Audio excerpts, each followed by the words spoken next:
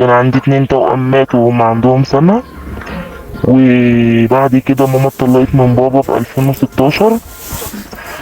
وبعد كده حصل خلافات جامدة، وماما كنت أنا عايشة معاها. بعد كده سافرت الإمارات عندها في 2019.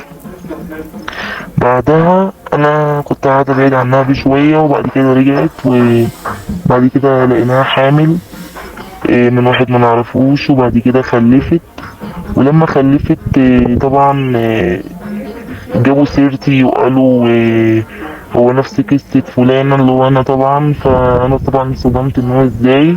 قالوا لي انتي باباكي اللي هو دوت يبقى مش باباكي، ده هو كاتبك باسمه بس واخد مامتك، ويعني فحامل في 3 شهور فيكي وكده.